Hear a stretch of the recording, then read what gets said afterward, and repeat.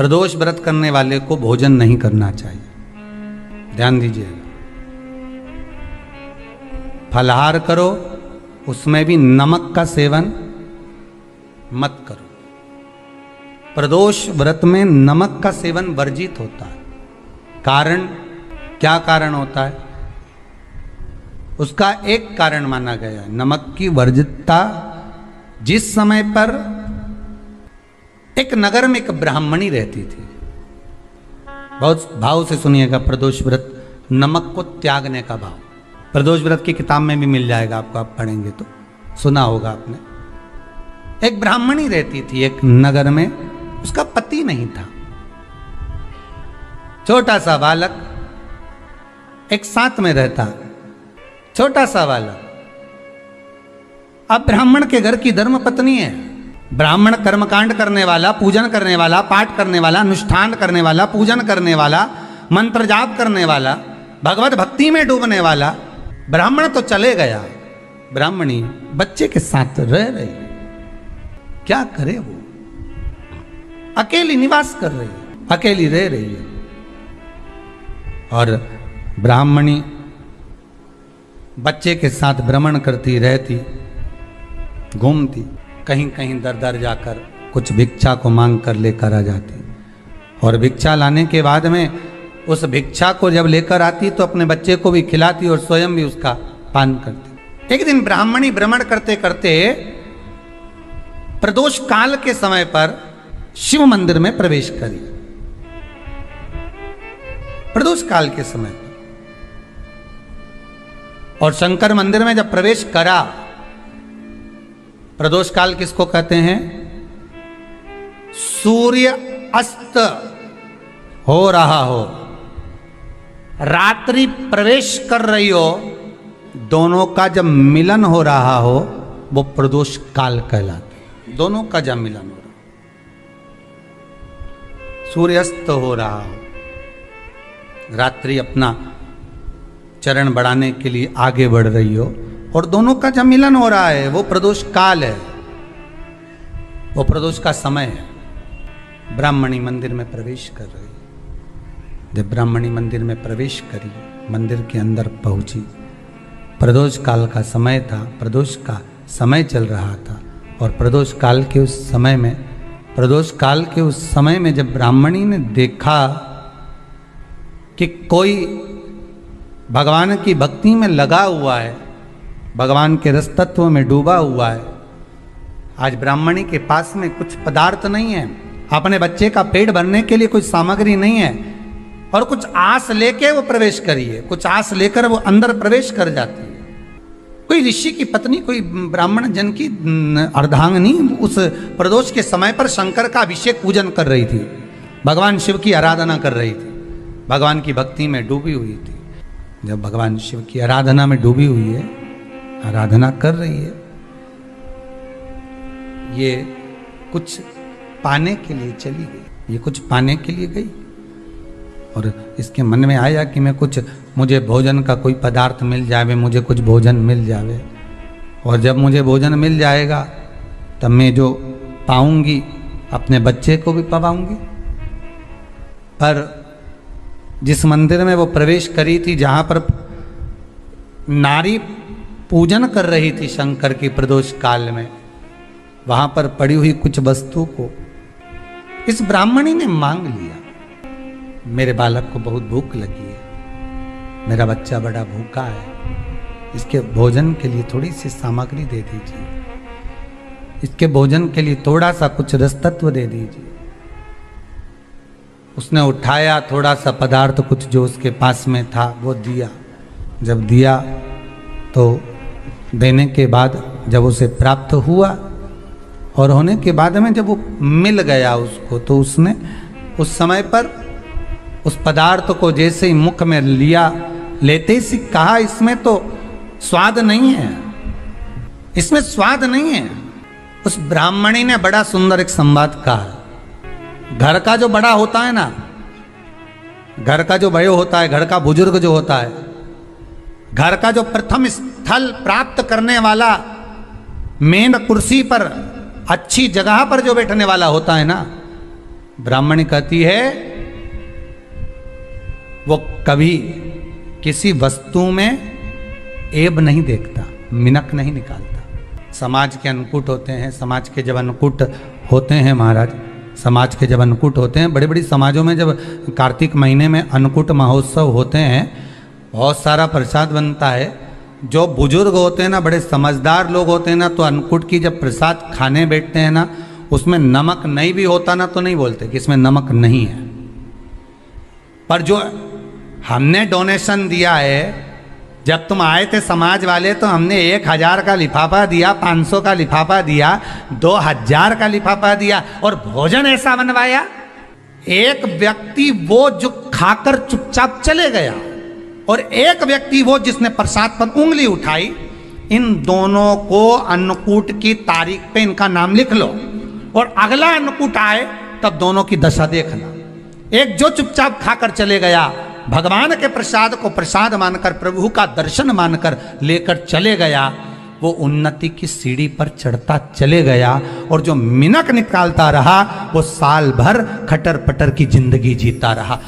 भगवान के प्रसाद में कभी भी ध्यान रखिएगा, भगवान के प्रसाद के अंतर्गत स्वाद की कोई मूलता नहीं होती। भगवान का प्रसाद स्वयं स्वाद है। भगवान के प्रसाद में नमक नहीं देखना, मिर्ची नहीं देखना, भगवान के प्रसाद में शक्कर नहीं देखना, भगवान के प्रसाद में कुछ ये नहीं देखना कि कितना माल डला, कितना घी, कितना बादाम, कितना काजू, कितना इलायची डला। हाँ, यहां तक शास्त्र कहता है कि भगवान का प्रसाद अगर बन रहा है तो उसकी सुगंध भी नहीं ली जाती है महाराज। यहां तक शास्त्र कहता है। जब तक भगवान उसको पानी ले तब तक उसका सुगंध भी नहीं ली जाती। और कई कई जगह तो भगवान को प्रसाद अगर सूखा सामान हाथ में आ गया, इलायची कैसी है, मंदिर के अंदर जाने वाली है भगवान को डलने के लिए, लाओ जरा किसकी दुकान से आई इलायची बताओ, इलायची 25 बार सूंघा, हाँ हाँ अच्छी है, अब सूंघ लिया तो भगवान इसको स्वीकार करेगा क्या? अरे जम के तो बोलो। एक फूल तुमने बगीचे से तोड़ा और सोचा इसमें पहले मैं सूंघ लेती हूँ, इसमें स्वाद है कि नहीं, इस फूल में गंध है कि नहीं, इसमें सुगंध है कि नहीं, और फूल सूंघ लिया, उसके बाद तुम भगवान को देखो, भगवान स्वीकार करेगा नहीं। कई कई घरों में तो हंडी से दाल चलाती जाए ने हाथ में डाल के। महाराज ब्राह्मणी ने जैसी मुख में लिया थूक दिया। ये श्रेष्ठ नहीं है। जो ऋषि की पत्नी अंदर पूजन कर रही थी प्रदोष काल, उसने कह दिया, आपका चेहरा बता रहा है कि आप ब्राह्मण की धर्म पत्नी, पर आज आप दर दर जाकर अगर भिक्षा मांग रही हो, दर दर जाकर अगर भीख मांग रही हो, दर दर जाकर भिक्षा को मांग रही हो, तो इसमें आपके पति का दोष नहीं है, दोष आपका है।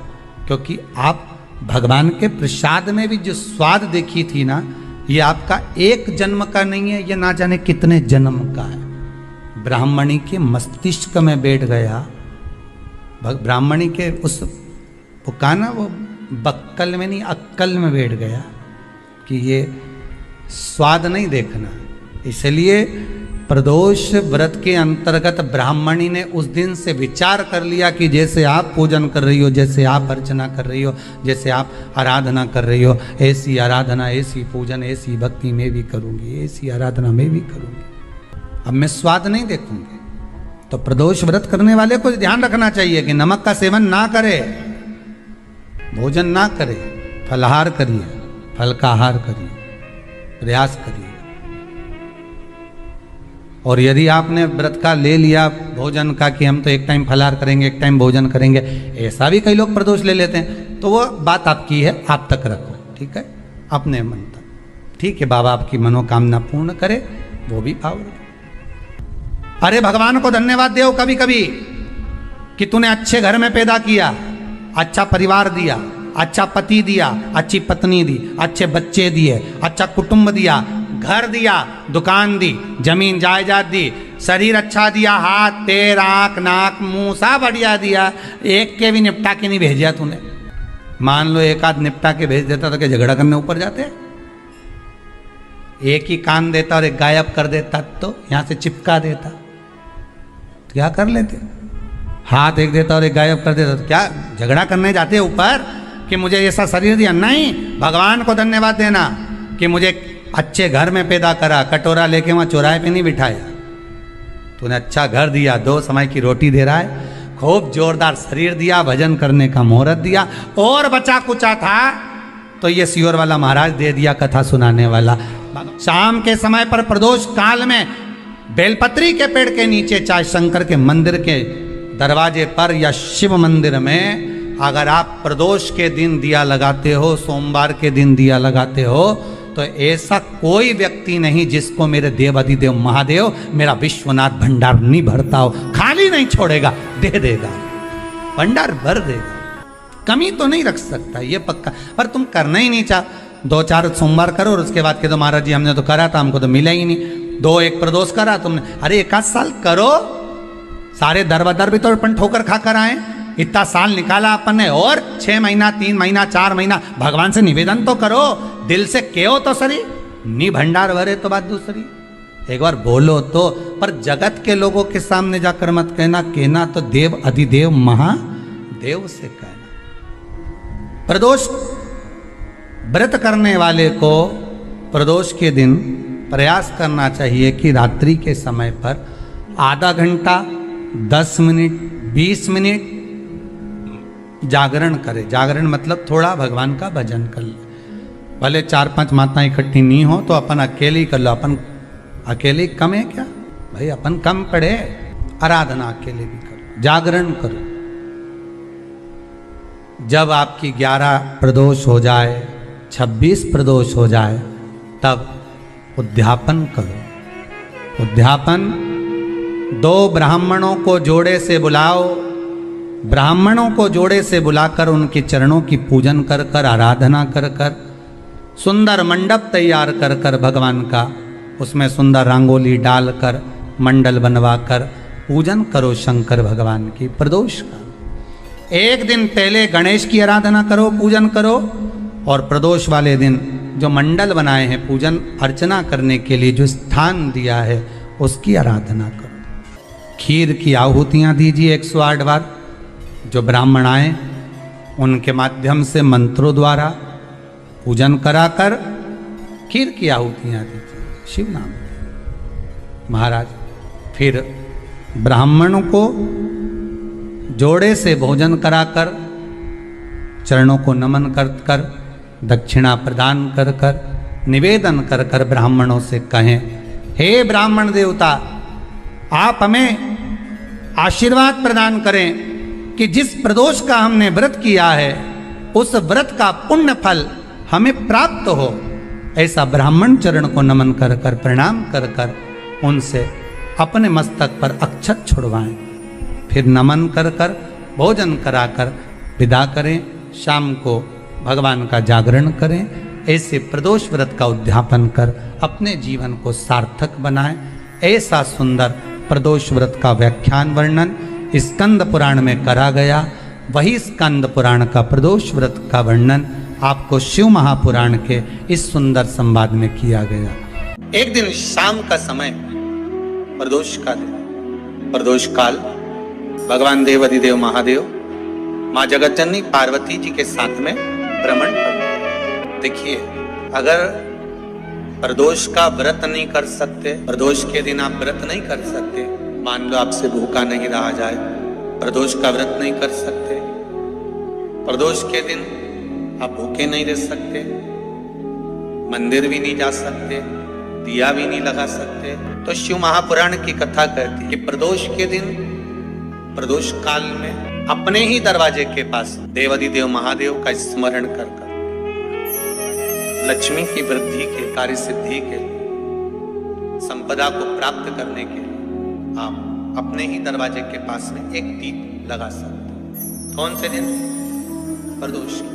प्रयास करना, जब जब जिस महीने में जो प्रदोष पड़ा करे, जब प्रदोष पड़े, बन सके 1 बेलपत्र, बन सके 5 बेलपत्र, शमी पत्र, हरा मुंह